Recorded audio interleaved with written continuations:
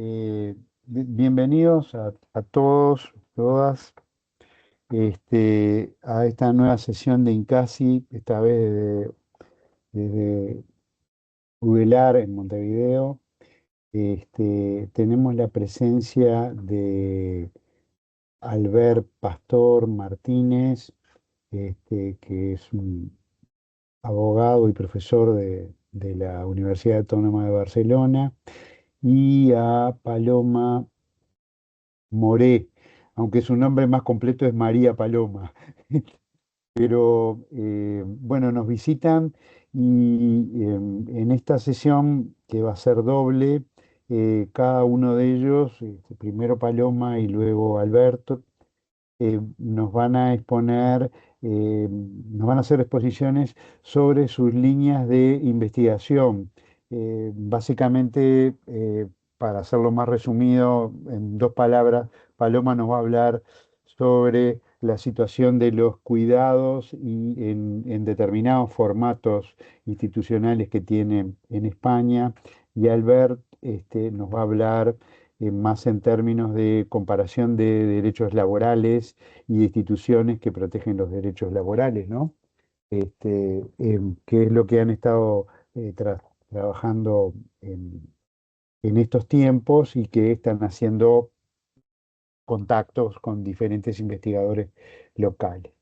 Bueno, adelante Paloma, y también bienvenido Alberto.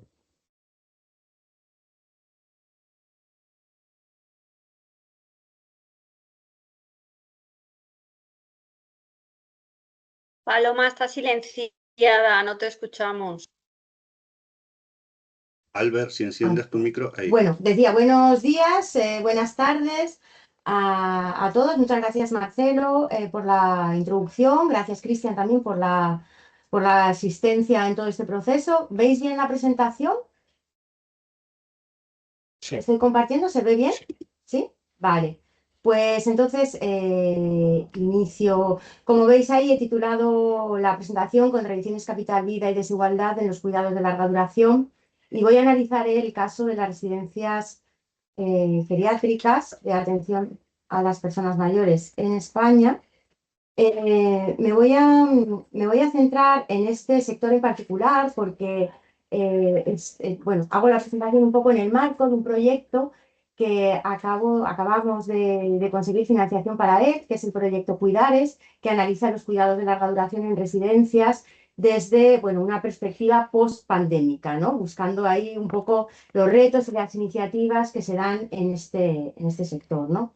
La presentación la voy a articular en torno a tres problemáticas de este tipo de trabajo en estos entornos. Por un lado, los procesos de trabajo que se llevan a cabo en las residencias privadas para aumentar la productividad. Segundo, la percepción que las trabajadoras tienen sobre la calidad de esos servicios que van a presentar, que van a prestar en las residencias. Y por último, explorar las condiciones de trabajo y vida en los contextos urbanos. En concreto voy a hablar de la ciudad de Madrid para estas trabajadoras, ¿no? Bueno, por ir un poco al contexto, perdón, que es que no me pasa la diapositiva. Ahí. Vale. No sé por qué se ha encendido mi audio. Cristian, si me puedes silenciar tú. Ya está. Todos nos silenciáramos. Sí, ¿ahora? Sí, ya Es está. que pasar la diapositiva parece que es... Solo ella. Vale, bueno, los cuidados son, o deberían ser, mejor dicho, el cuarto pilar del estado de bienestar en España en un contexto de aumento de la longevidad en las últimas décadas. Como veis aquí, la esperanza de vida en España está por encima de los 80 años, por encima de los 86 en el caso de las mujeres. Y lo que está pendiente, ¿no? Una de las cuestiones más importantes es ver cuál es la calidad de vida de las personas tan longevas, ¿no? En España tenemos un estado de bienestar familista en relación a los cuidados de larga duración, que se caracteriza por delegar esos cuidados en las redes familiares, por una persistente desigualdad de género en el trabajo de cuidados dentro de esas familias, ¿no? Por una insuficiente red de servicios y ayudas sociales y por la estrategia de mercantilizar los cuidados a través del empleo del hogar, en el que trabaja sobre todo mano de obra muy precarizada, femenina y migrante. Es que no Es que no consigo consigo pasar pasar las diapositivas. diapositivas.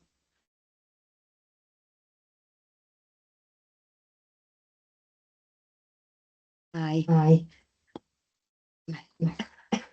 El contexto en el que se marca esta investigación, bueno, la ley de promoción de la autonomía personal y atención a las personas en situación de dependencia del año 2006 fue un hito para la política social, ¿no? Un avance bastante moderado hacia la desfamiliarización de los cuidados, porque se establecía que el derecho a la atención a la dependencia iba a ser un derecho universal y subjetivo para las personas a las que se le reconocía esta situación, ¿no? Pero la ley no dice que esta atención tenga que ser suficiente, ¿no?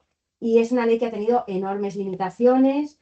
A día de hoy siguen siendo los cuidados familiares los que sostienen el peso de los cuidados de larga duración en España.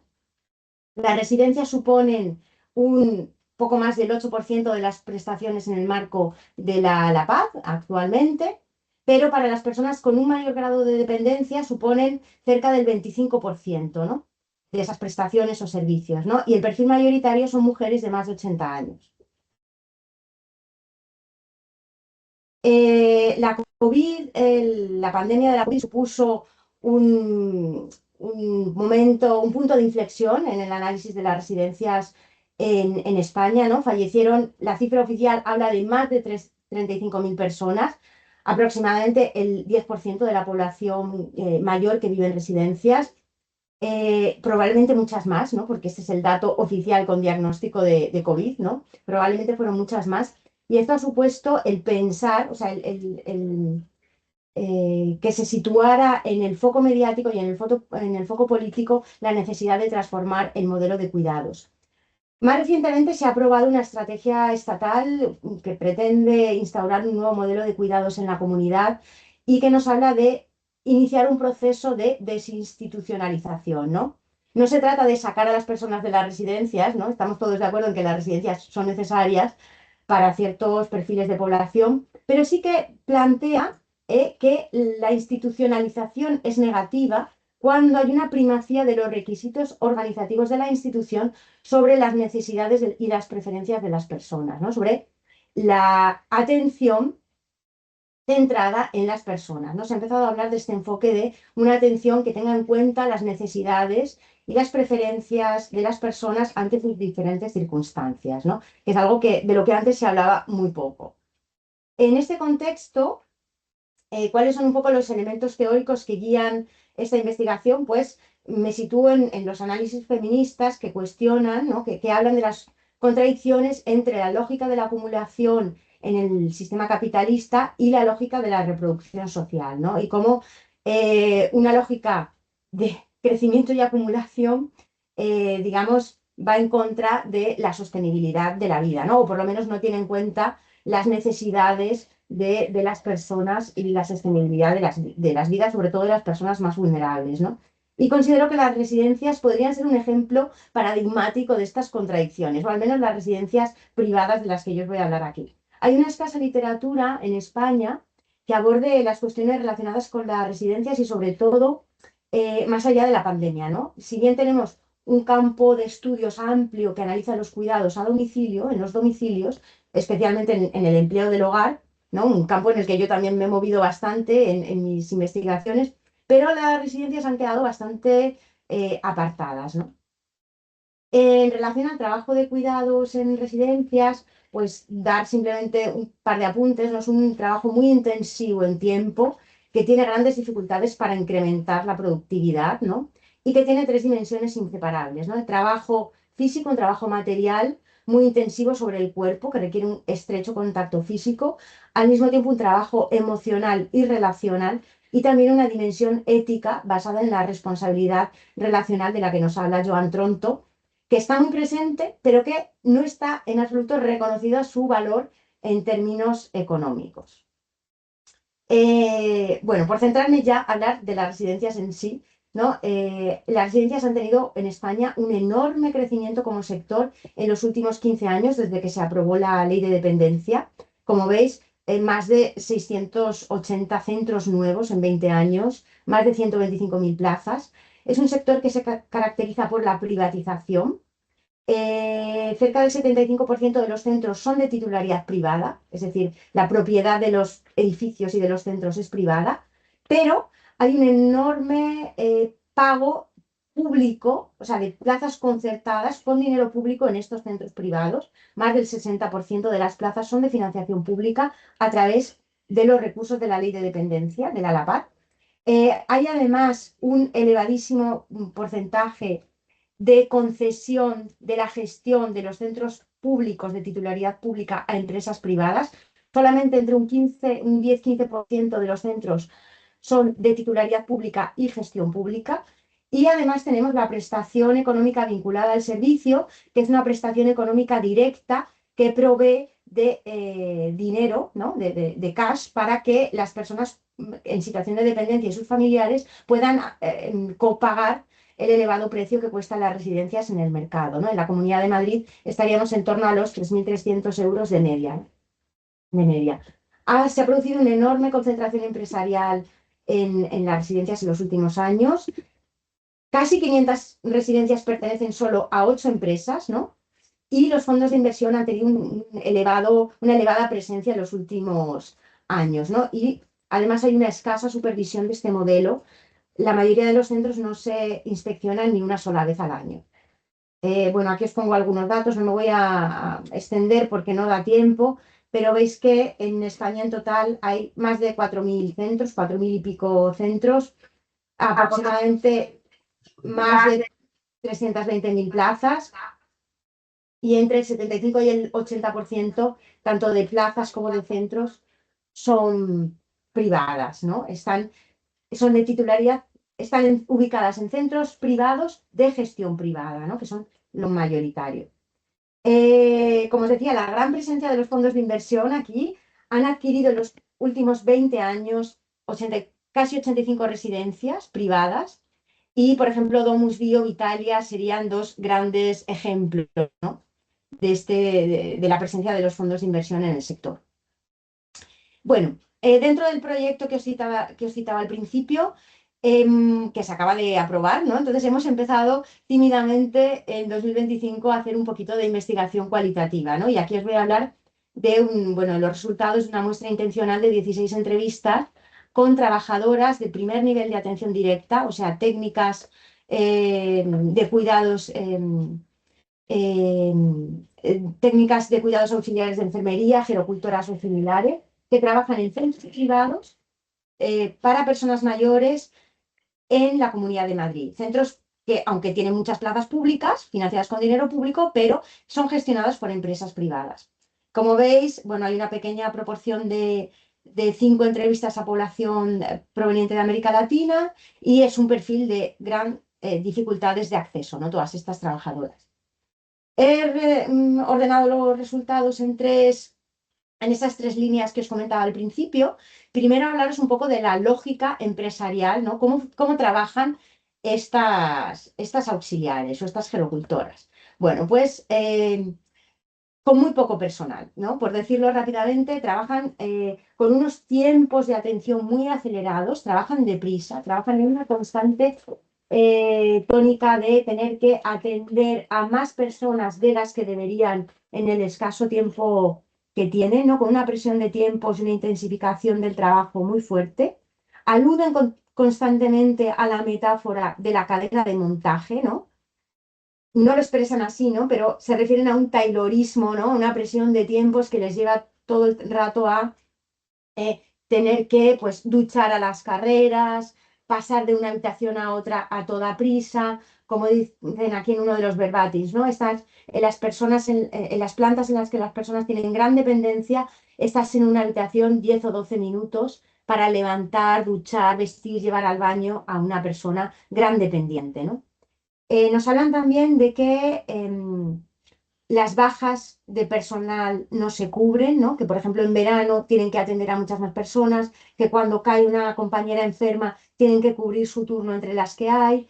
Nos hablan de que los ratios están tomados con pinzas, ¿no? Al mínimo, y que además no se respetan, ¿no? Porque las ratios están organizadas para todos los turnos, entonces nos hablan constantemente de, pero en el turno de mañana siempre estamos bajo mínimos, o cuentan al personal de atención directa, pero no de primer nivel, es decir, por ejemplo, al fisioterapeuta, la terapeuta ocupacional, entrarían en esa cuantificación del ratio, y nos hablan además de mucha más presión en esos centros privados que en los centros de gestión pública, ¿no? En los que algunas veces pues ellas han trabajado, ¿no?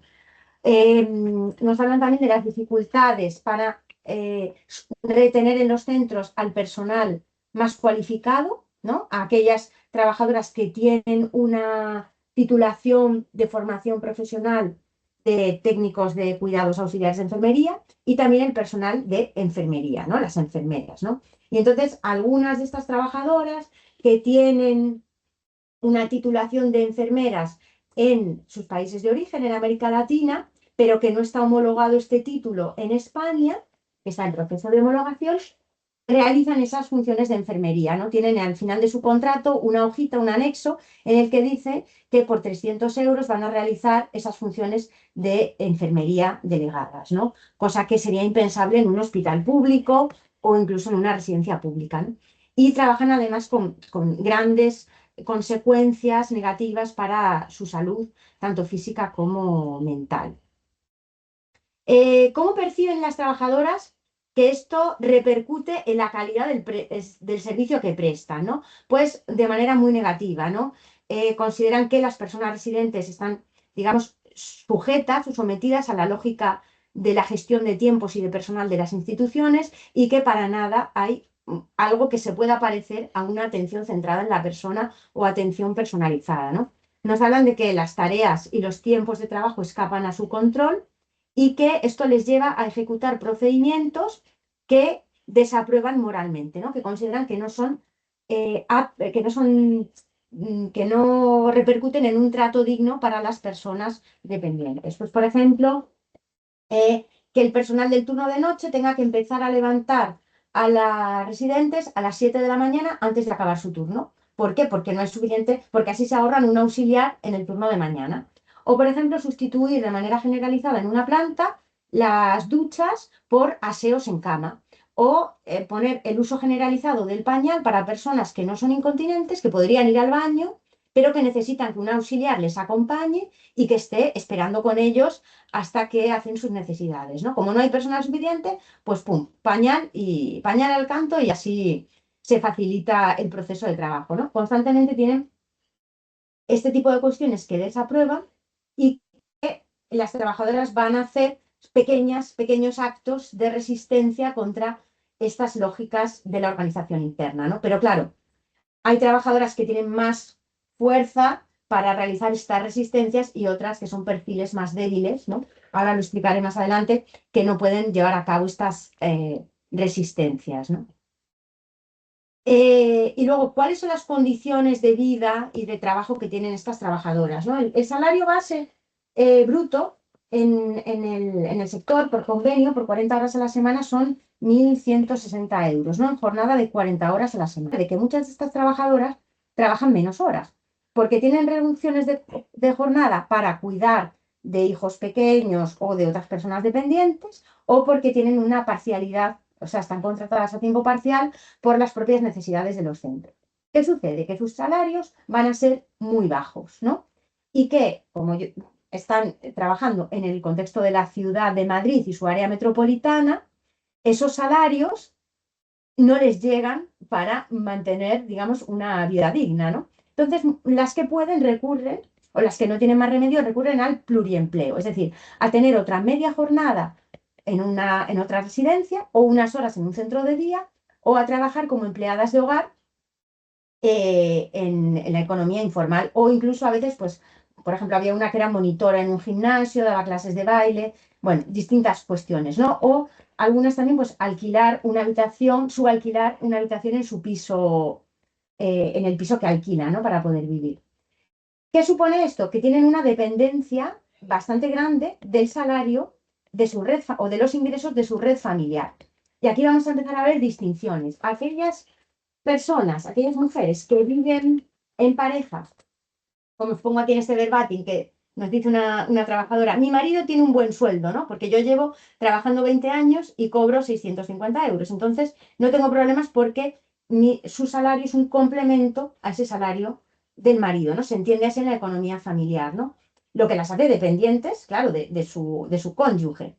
O en otros casos porque tienen una vivienda familiar, una vivienda en propiedad, porque viven en casa de sus padres, las que son más jóvenes. Pero claro, esto deja en situación de mayor desprotección a esas trabajadoras migrantes que no tienen tanta solidez en esa red familiar.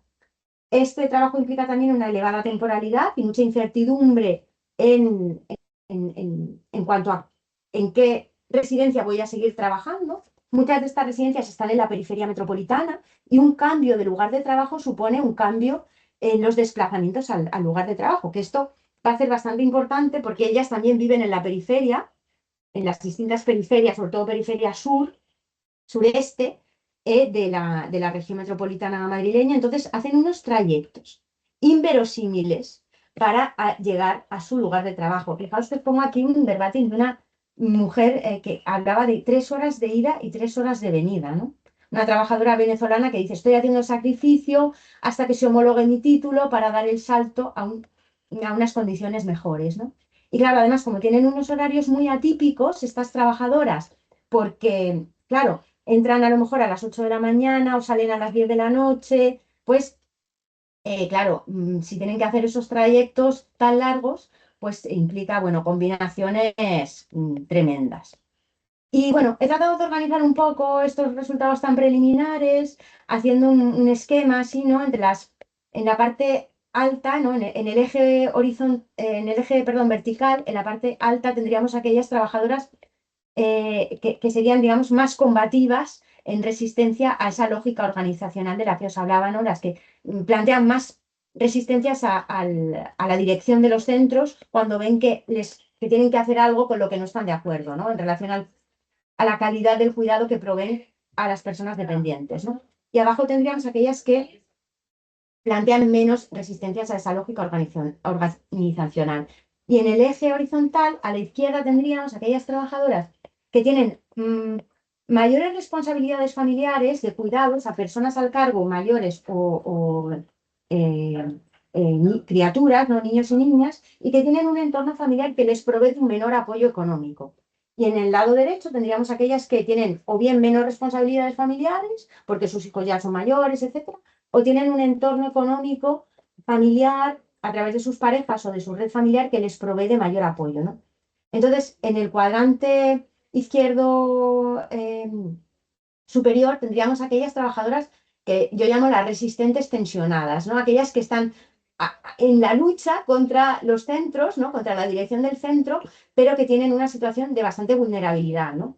Y que resisten, ¿no? Pero desde una posición muy precaria, ¿no? Que son aquellas que, en lo que he visto en este trabajo de campo tan incipiente, ¿no? Pues acaban siendo despedidas o acaban con bajas médicas por ansiedad, ¿no? Acaban teniendo unas trayectorias que se truncan y que en el momento de entrevistarlas pues están en situaciones bastante complicadas. Abajo tendríamos aquellas que, si bien también están en una situación de vulnerabilidad, digamos que se adaptan, ¿no? Asumen esa sobrecarga, que les dicen que tienen que asumir funciones de enfermería, que ellas no tienen los conocimientos, no van a recibir el salario completo de enfermera, bueno, me callo porque ya encontraré algo mejor después, ¿no? Es la lógica de aguantar. Y en el lado derecho, arriba tendríamos aquellas que son críticas, pero tienen una posición más acomodada por su entorno familiar, ¿no? Y que van atreviéndose a hacer esas resistencias, ¿no? Porque, bueno, llevan mucho tiempo en la residencia en la que están y dicen siempre, pues yo no me callo, ¿no? Les digo, me decís que levante a esta persona en 5 minutos, venid a verlo porque no se puede, es imposible, ¿no? Pero también son conscientes de que realmente no pueden incidir en un cambio fuerte en las condiciones laborales, ¿no? Que eso va, pues, que eso remite a la negociación del convenio, ¿no? Y que aunque hayan estado a veces en los comités de empresa, bueno, pues ven que también esa lucha es es complicada, ¿no?, desde sus centros de trabajo. Y abajo, a la derecha, estarían aquellas que llamo las resignadas, ¿no? Tienen en su día a día baja resistencia a la lógica organizacional y tienen, bueno, un alto respaldo familiar o unas reducidas responsabilidades familiares que permiten que asuman la lógica de la organización diciendo, bueno, aquí no va a cambiar nada, yo lo que tengo que hacer es irme de este centro, ¿no? Tengo que formarme en el tiempo que no estoy trabajando, tratar pues de mejorar mi situación laboral yéndome a un centro público o tratando de colocarme en un hospital, sacarme la FP e irme a un hospital, ¿no? Porque este sector no va a cambiar y aquí lo único que voy a hacer es quemarme. Bueno, por concluir brevemente, ya en el minuto y medio que tengo, pues es un contexto laboral de enorme intensificación del trabajo, donde esa lógica de la obtención de beneficios, pues va por encima, pasa como un rodillo por encima de la calidad de los servicios que se prestan, que además son unos servicios muy caros y que en gran parte financian las administraciones públicas, ¿no? Y de las condiciones laborales de las trabajadoras, ¿no? Estas trabajadoras tienen un alto cuestionamiento de la calidad del servicio que prestan y al contrario que a veces sucede en el sector de los cuidados de larga duración a domicilio, donde suele haber oposición, sobre todo en el empleo del hogar, entre nosotras trabajadoras y ellos, nuestros empleadores, ¿no?, que son las personas dependientes y sus familias, aquí digamos que hay una complementariedad de intereses en que el sector mejore y una alianza entre, al menos las trabajadoras así lo ven, entre nosotras trabajadoras y el interés de las personas dependientes y sus familiares, ¿no? Y bueno, va más allá de esto que os he presentado, ¿no? Pero hay una efervescencia de asociaciones de familiares en el sector, ¿no? Y que pues tienen cierta simpatía por las trabajadoras, ¿no? Como que se ve un poco en clave de posible alianza, ¿no? Y luego una subsistencia limitada de estas trabajadoras pobres, ¿no?, que o tienen que recurrir al pluriempleo hasta que el cuerpo aguante o depender de una red familiar, ¿no?, que a veces la hay, a veces no la hay, y como sabemos, las redes familiares muchas veces son muy conflictivas, ¿no? Y depender del salario de una pareja o del salario de los padres o de las pensiones de los padres, pues es muy complicado también, ¿no? Y me interesaba introducir también esa problemática añadida de la dimensión espacial que nos da este estudio de caso de una gran ciudad y su periferia metropolitana, ¿no? Porque es algo que también añade pues complejidad a un trabajo ya de por sí muy tensionado. Y bueno, nada más. Muchísimas gracias por vuestra atención y espero no haber ido demasiado acelerada. Ahora, Quería dar las gracias a varias personas que han hecho posible esta estancia y no solo la misma, sino que se desarrolle en tan buenas condiciones. En primer lugar, a Incasi, en la persona de Cristian, que está aquí con nosotros. En segundo lugar, a Marcelo y a Rafael, de la Facultad de Ciencias Sociales de la UDELAR. Y en tercer lugar, a mis compañeros de la Facultad de Derecho también de la UDELAR y del Instituto de Derecho del Trabajo y la Seguridad Social que está inserto también en la misma Facultad de Derecho de la UDELAR, y personalizándolo en Rosina Rossi, que ha sido muy diligente y muy amable desde que he llegado aquí. Bueno, yo soy un poco una rara avis en este proyecto porque básicamente está integrado por sociólogos, pero yo creo que es importante también, sí, sobre todo si queremos corregir las desigualdades y no solo estudiarlas y ver en qué consisten, atender al derecho, porque el derecho puede ser el instrumento que cree esas desigualdades o que las facilite, las fomente, pero también puede ser el instrumento con el que intentemos corregirlas. Y de hecho, la estupenda intervención que me ha precedido de Paloma deja en evidencia eso. Mi ponencia va a centrarse en un análisis que está vinculado a un proyecto de investigación y desarrollo financiado por el Ministerio, que consiste en el análisis de la posibilidad de introducir criterios sociolaborales tanto en la contratación pública como en la contratación privada. La idea sería enfatizar, potenciar el propio contrato, el propio mercado, como instrumento. Me refiero al contrato mercantil, ¿vale? O el contrato público, como instrumento que sirva para la mejora de las condiciones sociales de las personas. Fijaros que la descentralización productiva o tercerización, como se utiliza creo que más en el ámbito de Sudamérica, es una técnica organizativa que viene de antigua, pero que tiene una renovada actualidad. Los factores de esa renovada actualidad son diversos, desde la digitalización, que favorece, facilita la externalización de ese trabajo. Cuando hablamos de descentralización, nos estamos refiriendo a una forma de organizar la producción en el que una empresa no decide realizar todas las fases del ciclo productivo con sus propios medios, sino que solo va a realizar parte para externalizar, ¿vale?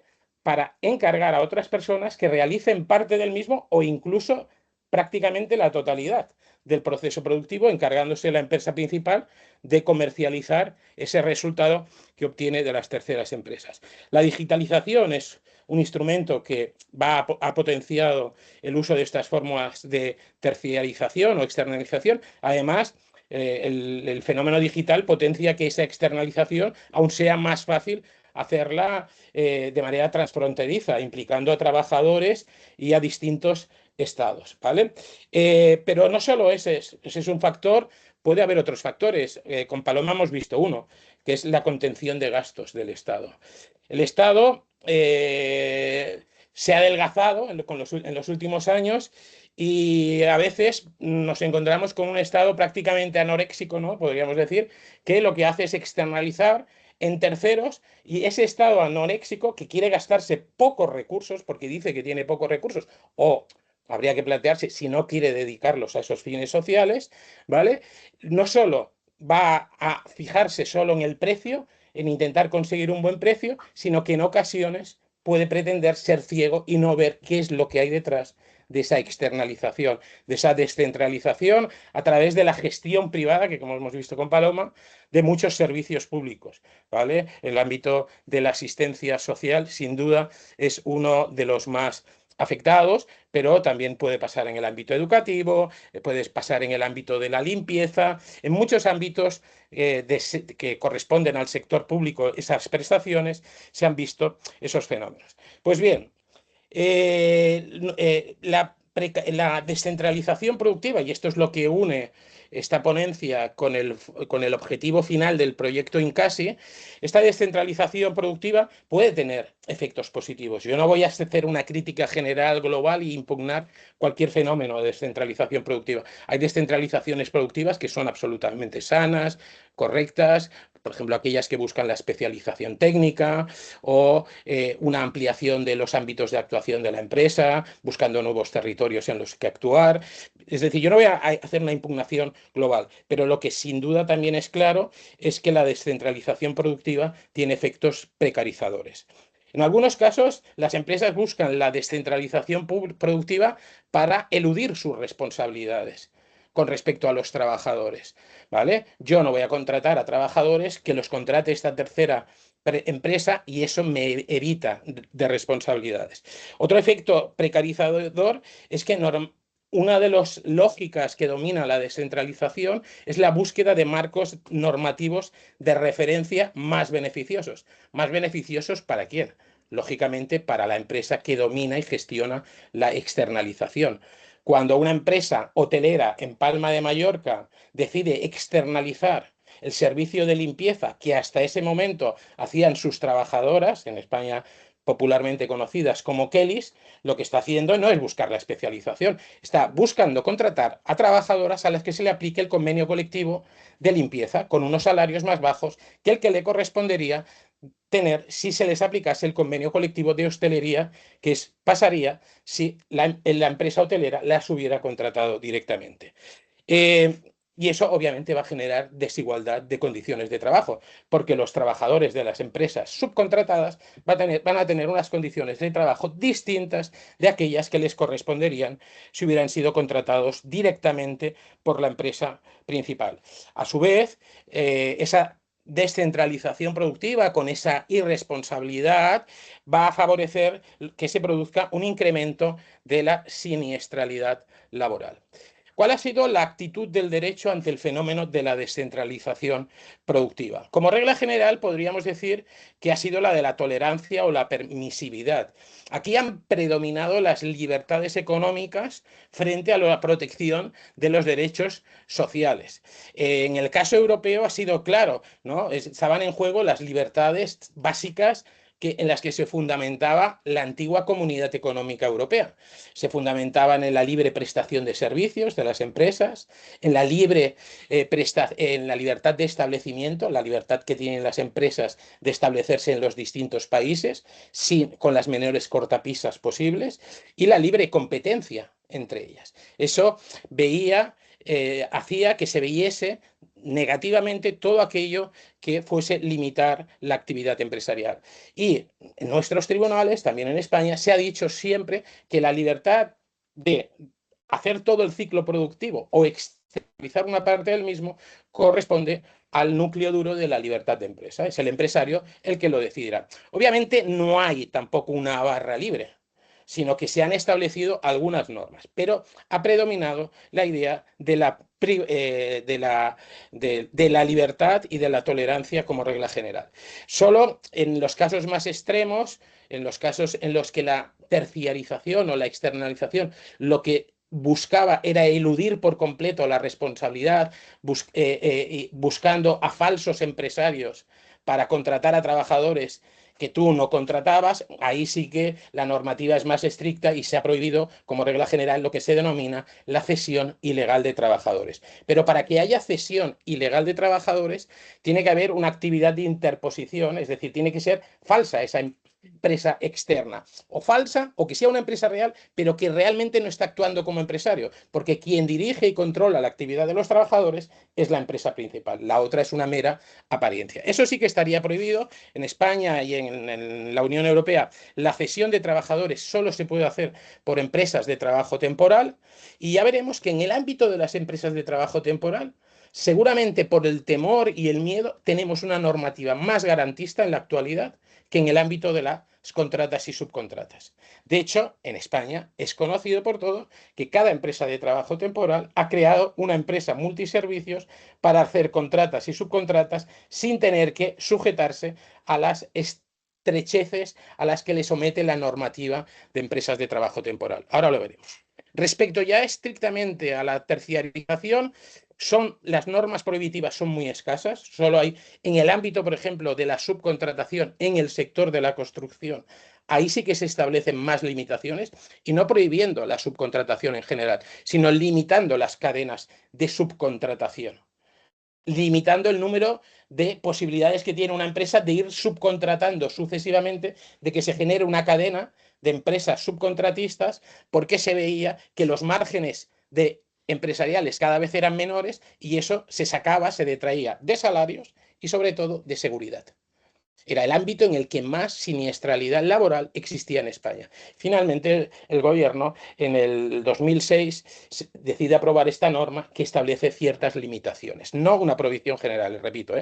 Luego, otro ámbito en el que se ha actuado es en extendiendo la responsabilidad, pero de manera limitada, condicionada a la empresa principal, normalmente respecto al impago de salarios o de deudas de seguridad social que pueden sufrir los trabajadores de la cadena de subcontratación.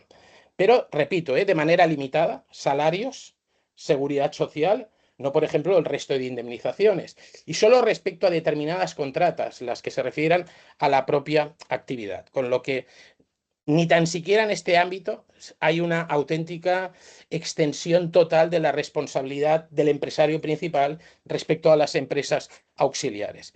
En el ámbito de la prevención de riesgos laborales también existen algunas normas, y aquí yo he hablado de fracaso igualitario en la última reforma laboral. En España, en el 2021, se produjo lo que se ha denominado la contrarreforma laboral, actuando un poco contra la reforma que había hecho el gobierno anterior de lógica conservadora. Cuando acceden al poder la coalición de Podemos y Partido Socialista, y ahora Sumar y PSOE, deciden hacer una reforma en el 2021 que se aprueba por los pelos. Dicen que hubo un diputado del Partido Popular que se equivocó de botón, porque solo fue por un voto. tal vez daría para hacer una serie de Netflix, a ver si hubo una equivocación o fue deliberado, porque fijémonos en que esa reforma se basa y descansa en un pacto previo entre todos los agentes sociales, sindicatos y empresarios. Llegar a un acuerdo que se llevó a ese Real Decreto Ley, ¿vale? No votar eso por el Partido Conservador era ir en contra de los empresarios, y por eso yo siempre digo que hay ciertas dudas de si el diputado, que era un diputado absolutamente desconocido, Alberto Casero, se equivocó de botón o no, porque no están tan juntos si hacemos un análisis, ¿vale? Y la trascendencia era de suma importancia. La reforma salió, pero donde es menos incisiva esa reforma es precisamente en el tema de la subcontratación. Allí los partidos del gobierno, en sus programas políticos, los dos decían que querían garantizar la igualdad de condiciones de trabajo, que cuando una empresa subcontratase a otra, se les aplicase a los trabajadores de la subcontrata las mismas condiciones de trabajo que tenían los de la empresa principal. Eso no salió, porque los empresarios se negaban a pactar eso. Y el gobierno se rindió. De hecho, fue el último punto, en la última hora de la negociación, fue lo que se trató para ver si forzándolo, pero ni por esas, ¿vale? Y por lo tanto, ahí podemos hablar de un fracaso igualitario en materia de contratas y subcontratas. Os decía antes, en el caso de las ETTs es diferente, porque en el caso de las empresas de trabajo temporal, tanto la Ley 1494 como la Directiva del 2008, garantizan que respecto a las condiciones esenciales de empleo, los trabajadores cedidos tengan las mismas condiciones que los trabajadores de la empresa usuaria. Cuando yo recurro a una ETT, esa ETT me envía a un trabajador para trabajar en mi empresa, yo tengo que garantizar que esos trabajadores tengan las mismas condiciones esenciales. Y dentro de esas condiciones esenciales está todo lo que es tiempo de trabajo y todo lo que es salario. Además de otras cosas que además a través de la jurisprudencia se han ido ampliando. Fijaros que, por lo tanto, la igualdad sí que es posible si el legislador quiere. Se ha hecho con las empresas de trabajo temporal, se podría hacer perfectamente con el resto de externalizaciones. Entonces nosotros en este estudio nos hemos centrado en dos, como os decía, en el análisis de utilizar los propios instrumentos del mercado para lograr la mejora de las condiciones de trabajo en los procesos de descentralización. El primer ámbito, por lo tanto, en el que hemos trabajado ha sido el del Estado, cuando es el Estado el que descentraliza, lo que nos planteaba antes Paloma, con esas empresas que son privadas pero reciben fondos públicos, o bien las propias residencias son de titularidad pública, pero gestionadas privadamente. Bueno, pues el Estado ahí está haciendo de contratante. Y ojo, porque el Estado es el mayor contratante que existe en nuestro mercado. Alrededor del 20% del gasto público se va en contratación pública, en hacer contratos con otras empresas. Y eso supone una cantidad de muchos miles de millones de euros. De hecho, en el 2023 se calcula que alrededor de 97.000 millones de euros se gastaron en licitaciones, lo que supone un 11,5% de nuestro Producto Interior Bruto. Aquí la clave está en qué hace el Estado cuando contrata. Lo hace como lo ha hecho tradicionalmente, que es fijar simplemente en el precio. La contratación pública se concebía como un instrumento de eficacia económica, en el que la contratación se le daba al mejor postor. Y el mejor postor era aquel que se seleccionaba en base a un mero criterio cuantitativo, que era el precio, pero sin atender a otras cosas. Al Estado le daba igual si esa empresa de atención a personas mayores empleaba 20 o 10 personas. Seguramente ganaba la de 10 personas, porque ofrecía un precio más bajo. Y el Estado miraba para otro lado. Eso antes era así obligatoriamente. El ordenamiento jurídico, sobre todo el ordenamiento administrativo, para garantizar la igualdad de contratantes y la libertad de empresa, básicamente permitía que la licitación se hiciese a través del precio, ¿vale? Esto afortunadamente ha cambiado, y ha cambiado sobre todo por impulso de la Unión Europea. En el 2014 se modifican las directivas europeas que regulan la contratación pública y se establece la posibilidad de introducir criterios sociolaborales y medioambientales en la contratación pública. Se concibe a partir de entonces la contratación pública como un instrumento estratégico a través del cual se pueden realizar otros valores sociales. El Estado social ya no solo se tiene que encargar de dispensar determinados derechos, garantizar determinados derechos, sino que el Estado social, cuando utiliza ese enorme poder de compra, también tiene que atender a esos criterios sociales. Y fijaros que el Estado en esto se convierte en una palanca de cambio que puede ser fundamental, ¿vale? Las directivas solo establecen esa posibilidad, pero nuestra ley de contratos, la ley de contratos del sector público en España, que es la ley 9/2017, se dicta para transponer esas directivas, da un paso más allá, porque dice, no solo es posible, sino que es obligatorio que todos los poderes públicos incorporen de manera transversal estos criterios. Y eso lo tienen que hacer en todas las fases de la contratación pública. Yo aquí voy a simplificar porque es un tema bastante complejo, pero vamos a hablar simplemente de dos grandes fases o de tres grandes fases. La primera, la ley dice, oye, la administración pública puede reservar, atención aquí, nos estamos metiendo con la sagrada libertad empresarial de contratar y la igualdad entre los contratantes. Dice, no, hasta un 7, como mínimo un 7% de los contratos que hagan tendrán que restar reservados para centros especiales de empleo.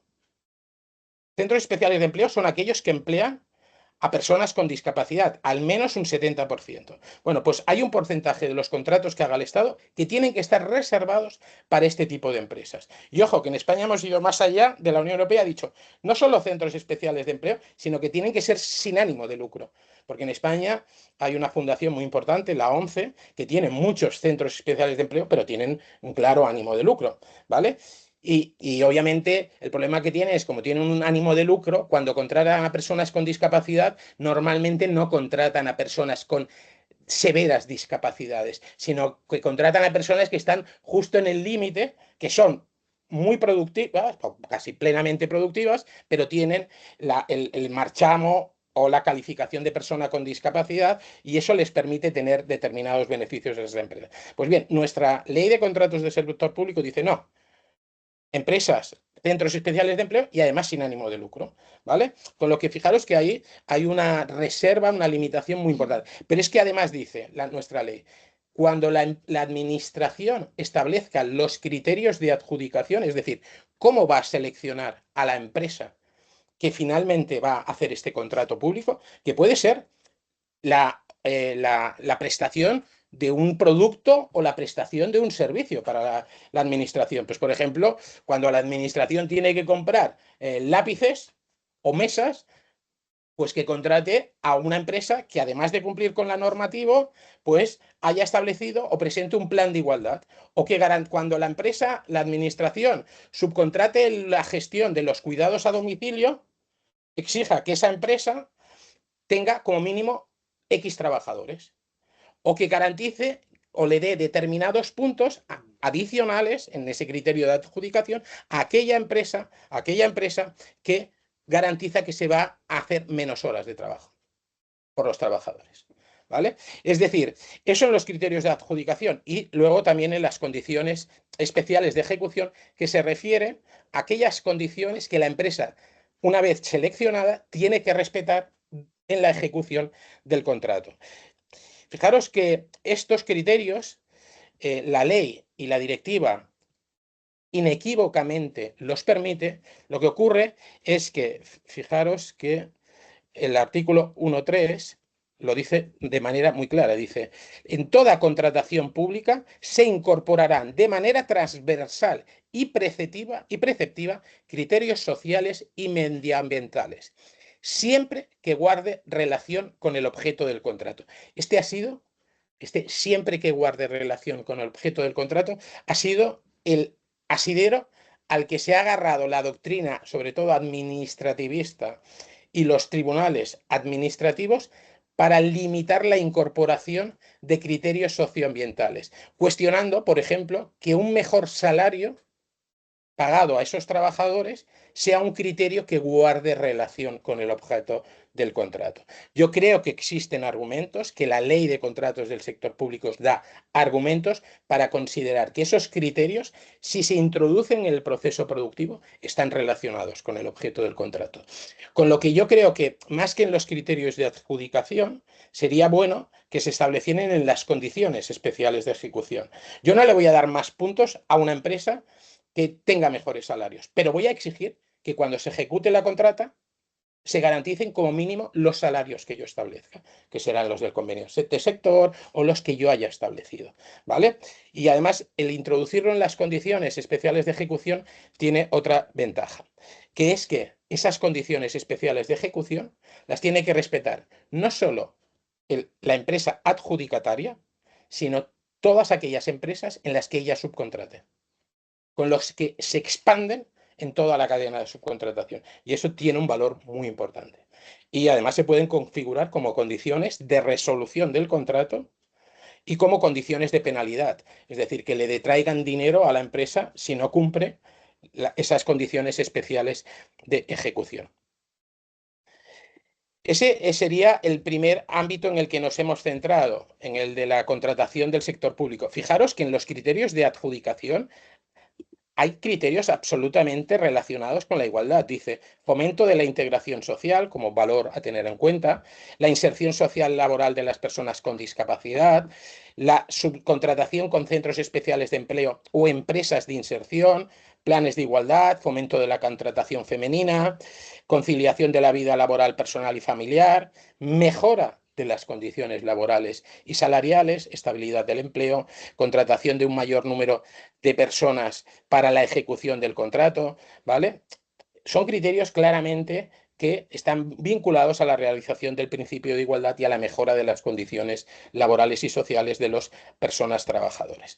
Y en las condiciones especiales de ejecución, regulado en el artículo 202, fijaros que dice la ley que al menos se tendrá que establecer una de estas condiciones especiales, o bien de tipo medioambiental o bien de tipo social o relativas al empleo.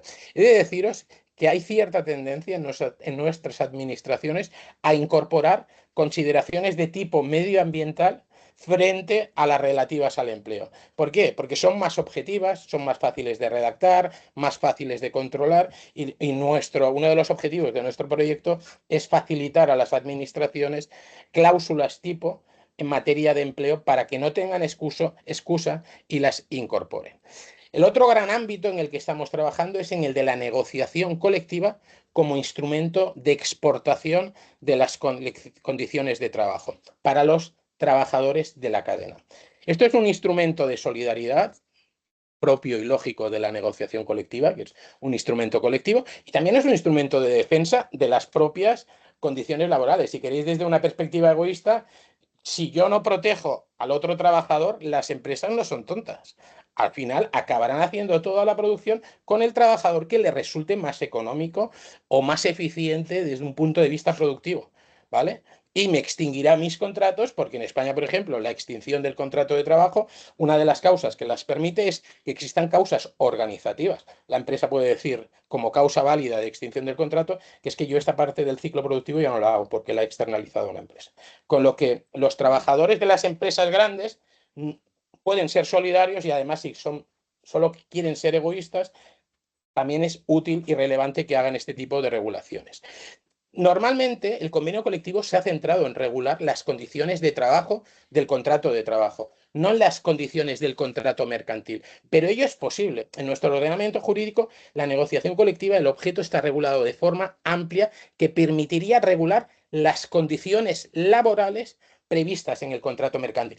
Lo que no puede hacer la negociación colectiva es meterse en el precio que van a acordar en un contrato mercantil o cómo se van a pagar, las formas de pago. Eso no lo puede hacer la negociación colectiva. Pero fijarse en las condiciones laborales que se van a establecer en base a esa externalización del contrato mercantil sí que lo puede hacer. Aquí hay un problema que es el principio de correspondencia. En principio, el convenio colectivo obliga solo a las partes que lo han firmado y a sus representados, ¿vale? Cuando negocia el convenio colectivo de banca, la asociación empresarios de banca y los sindicatos de la banca, ese convenio colectivo ¿a quién afecta? A los trabajadores y empresarios de la banca. Se puede aplicar al sector del calzado? No, porque los empresarios del calzado dirían, oiga, a mí esta asociación no me representa, ¿vale? Entonces, si yo en un convenio colectivo sectorial de hostelería digo, este convenio colectivo se va a aplicar a los trabajadores de la limpieza, las empresas de limpieza dirán, tururú, a mí no se me aplica porque yo no he estado representada en esa negociación, no me puede afectar. Sin embargo, ha habido experimentos muy interesantes en nuestra negociación colectiva que lo que han hecho es exportar el convenio de la empresa principal a través de cláusulas extensivas. Un ejemplo lo tenéis en este convenio colectivo de hostelería de Alicante. Fijaros, dice, contratación y subcontratación. A fin de evitar discriminaciones en el salario y la competencia desleal en el sector a través de la externalización productiva, las empresas incluidas en el ámbito de aplicación del presente convenio que contraten o subcontraten con otras empresas actividades o servicios de las áreas de comedor, restaurante, bar, cocina, recepción, pisos y limpieza, deberán incluir en el contrato mercantil con los contratistas que presten tales actividades o servicios que estos cumplirán con los trabajadores y trabajadoras prestadores de los mismos, al menos con todas las obligaciones de naturaleza salarial establecidas en el presente convenio. El Supremo ha dicho que esta cláusula es válida, porque esta cláusula a quien está obligando no es a las empresas de limpieza, sino a las empresas hoteleras, para que cuando hagan ese contrato mercantil con la empresa de limpieza, introduzcan en ese contrato mercantil la obligación de respetar las condiciones salariales. Con lo que estamos extendiendo el ámbito de aplicación, pero sin forzar la inclusión de esas empresas externas. Lo que estamos haciendo es actuar sobre el contrato mercantil. Entonces, nosotros hemos analizado este tipo de cláusulas, hemos visto que son posibles y proponemos su utilización, sobre todo en aquellos ámbitos donde son más frecuentes las cláusulas de externalización. Y con esto acabaría. Muchísimas gracias por vuestra paciencia.